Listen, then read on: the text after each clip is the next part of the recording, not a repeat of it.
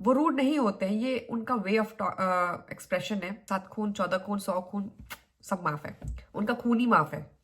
रुको जरा, अभी तो और है। So now move on to the next and the last con. Worst है toodles. Hello everyone, welcome to my blog. So मैं हूं आपकी डेनमार्क की guide Shikha. Today I am here with the cons of living in Denmark. तो अगर आप मेरे channel पे नए हैं तो please subscribe to my channel and do like share and comment as well.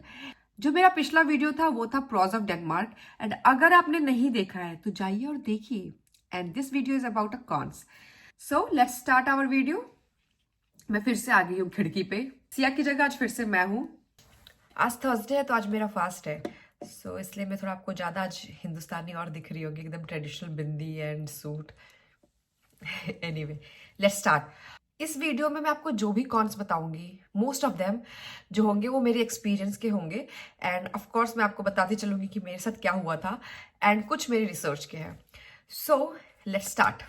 जो फर्स्ट कॉन है उससे हम सब रिलेट कर पाएंगे, जो भी इमिग्रेंट, जो भी एक्सपैट, जो भी हैं इन डेनमार्क, दे कैन रिलेट कि डेनमार्क का वेदर वर्स्ट है। Yes, you heard it right. Denmark का वेदर वर्स्ट है। यहाँ का जो वेदर है वो बहुत ही विंडी एंड रेनी है।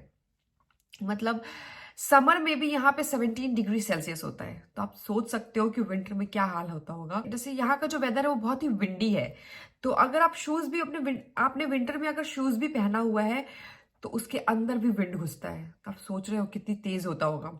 एंड रेनी तो आप पूछो मत। तो weather is worst, like windy and rainy. I know all the expat will relate to this कि यहाँ का weather worst है. And second one is shopping. If you are an online shopper, then this place is not for you, because यहाँ पे Amazon भी जल्दी deliver नहीं करता है। Amazon का भी हमें Amazon.de जर्मनी का डालना होता है तो सामान यहाँ डिलीवर होता है Amazon से, वो भी सारे सामान नहीं, हर आइटम यहाँ डिलीवर नहीं होता है। So it's not good for you. You will not find a good online shopping website. एक है डेनमार्क में Zalando करके, वो है, और एक दो है, ऐसा नहीं है कि बिल्कुल ही नहीं है, एक दो है। You will find a good stuff there, but still हमारे इंडिया की तरह Amazon, मिंत्रा, फ्लिपकार्ट, बहुत सारे मीशो, मतलब हेन तेन, इतना सब कुछ नहीं है यहाँ पे। आपको एक आध वेबसाइट मिल जाएंगी ऑनलाइन शॉपिंग की, एंड ऑफलाइन शॉपिंग में भी यहाँ पे थ्रेफ्ट स्टोर बहुत ज्यादा चलता है, सेकेंड हैंड स्टोर, जहां पे आपको सेकेंड हैंड चीजें मिल जाएंगी फ्रॉम 37% टू 55%। पहले मैं एक वेयर हाउस में वर्क करती थी, तो मुझे वहां की लड़कियों से पता चला कि मतलब सेकेंड हैंड स्टोर का भी इतना ज्यादा क्रेज है। मतलब लोग यहाँ पे थ्रेफ्ट स्टोर में बहुत जाते हैं, and they do not feel shame कि वो सेकेंड हैंड कपड़े पहन रहे हैं, ऐसा कुछ नहीं है। यहाँ पे ऐसा कुछ नहीं है, किसी को किसी बात की कोई शर्म नहीं है, जो जिसको जो करना है वो करता है। मुझे उनसे ही पता चला कि सेकेंड हैंड स्टोर में उनको अच्छे अच्छे कपड़े भी मिल जाते हैं, लाइक ब्रांडेड कपड़े, लाइक डियोर, पैराडा, उनके कपड़े, बैग्स, जूते, सब कुछ उनको मिलता है। So yeah, if you are a shopper then I think this place will disappoint you. Okay, so now move on to the third one, and this is from my experience that this place is kind of boring. So in summer you have like beaches, parties and everything, but in winter, it's boring due to weather. Like it's very windy, rainy. अगर snow गिर रहा है तो आप समझ लो कि dense तो अपना टाइम भाई घर पे बिताने वाले हैं। You will not see a fun part here. Like यहाँ पे है म्यूजियम्स हैं, other places हैं, you can go and see. But in general, Denmark lacks the fun part, the excitement part, and the special events part. So yeah, it's kind of boring, and it's from my experience as well. So here is a tip. अगर आपने Denmark के weather से समझौता कर लिया है and you know how to be happy in that weather, then you are the happiest person in Denmark. So now move on to the next one. So next one is taxes. Yes. Denmark has some of the highest taxes in the world. When you get hired and you get your first paycheck, then you realize कि oh, what you are expecting and what you are getting has a huge difference. Yes. So yeah, Denmark में taxes बहुत ज़्यादा है, from 37% to 55% तक आपके tax लगते हैं, and यहाँ की गवर्नमेंट की रेवेन्यू भी इंडिविजुअल टैक्सेस पे ही डिपेंड करती है। You are paying your taxes, but यहाँ पे और other benefits like education is free, health is free, so that worth it. But still taxes के बाद भी जो सैलरी आएगी ना, वो भी आपकी बेस्ट सैलरी होती है। तो डेनमार्क में सैलरी अच्छी है, बट टैक्सेस बहुत ज्यादा है। रुको जरा, अभी तो और है। And now move on to the next one, and this is from my experience as well, that landlord can require a huge amount as a deposit. Yes. What happens कि अगर आप यहाँ पे घर लेते हो, जैसे हम लोग एजेंसी के थ्रू आए थे, तो एजेंसी पे क्या है कि आपको मैप आ जाएगा घर का, एंड पूरे स्क्वायर फीट में, लाइक किचन इतने स्क्वायर फीट में, आपका हॉल इतने स्क्वायर फीट में है, एंड आपका बेडरूम इतने स्क्वायर फीट में है, मतलब जो भी है सबका बता देंगे, वॉशरूम से लेके सब कुछ आपके पास पूरा मैप होगा घर का। And then you are, if you are okay with that map, then you will like sign up for that house। and फिर क्या होता है कि आपको वेटिंग लिस्ट में रखते हैं। जैसे हम लोग जब इस घर में शिफ्ट होने वाले थे, उसके पहले हम लोग इस घर के लिए 11 वेटिंग लिस्ट में थे। जब 10 लोगों ने मना किया तो हमें ये घर मिला। एंड आपको ऐसा नहीं होता, आपको घर भी नहीं दिखाते, आप घर नहीं देख सकते हो। जिस दिन आपको की मिलेगी घर की, आप उसी दिन घर देख सकते हो, ऐसा भी है। घर में शिफ्ट होने से पहले देखने को तो मिलता ही नहीं है। तो इस घर में शिफ्ट होने से पहले हम लोगों ने इस घर का जो फर्स्ट मंथ का जो रेंट दिया था, वो 3 मंथ्स का रेंट दिया था, एंड 3 मंथ्स का डिपॉजिट। इट मीन्स कि हाफ ऑफ द ईयर का तो आप ऑलमोस्ट एक घर में शिफ्ट होने से पहले दे देते हो, एंड आपको घर देखने को भी नहीं मिलता है। So yeah imagine you are paying half of year rent before moving in, and before even seeing the house how it is going to B.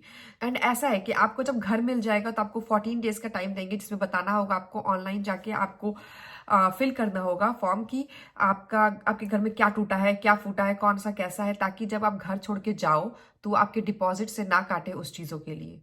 और अगर आपसे छूट गया तो आपको उसका भी पे करना होगा। Toodles. Okay, so now move on to the next one, that is laundry. Of course, summer बहुत कम टाइम के लिए होता है और धूप नहीं है, तो आपको लॉन्ड्री में प्रॉब्लम होगी। लाइक हमारे सोसाइटी में एक कॉमन लॉन्ड्री रूम है भाई, वो हमेशा बिजी रहता है। और ऐसा है कि आप सोचो कि ओ उतनी लंबी लाइन में कौन भीड़ लगाएगा, चलो हम लोग अपना वॉशिंग मशीन खरीद लेते जैसा हमने सोचा, पर फिर हमें ड्रायर तो चाहिए ही चाहिए, तो भाई बहुत कॉस्टली हो जाता है। सो या इट्स क्वाइट टफ कि आपको ना एक लंबी लाइन में लगना पड़ता है लॉन्ड्री के लिए। और अगर आपने वॉशिंग मशीन खरीद लिया, जैसे हमने वॉशिंग मशीन खरीदा है, तो बट हमें सुखाने के लिए, ड्रायर के लिए हमें लंबी लाइन में लगना पड़ता है। हमें जाके जाके बार बार देखना पड़ता है कि हो गया। लोग क्या करते हैं, अपना टाइम बुक कर लेते हैं, एंड देन वो उस टाइम में भले ना डालें, वो खाली रहता है, लेकिन हम लोग उसमें नहीं डाल सकते हैं, बिकॉज वो चिप के थ्रू बुक होता है। तो वो वही चिप लगेगा तो ही वो ऑन होगा, तो ही वो चलेगा, अदरवाइज आपका चिप वर्क नहीं करेगा जब तक वो बुक है time.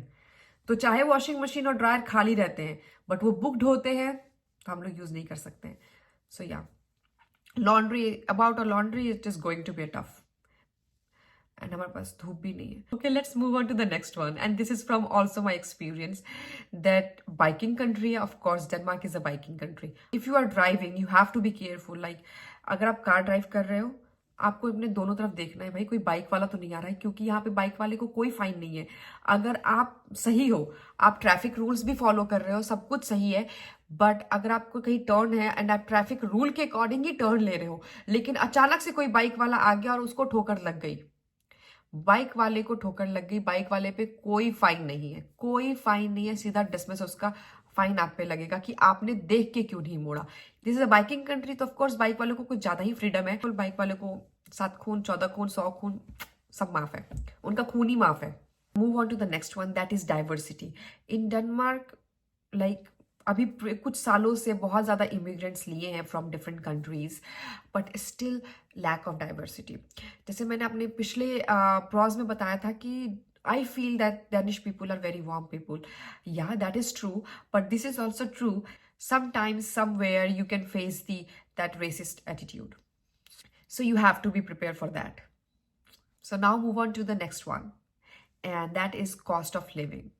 In Denmark, cost of living is very high. So this might be a biggest con of living in Denmark, that cost of living is very high.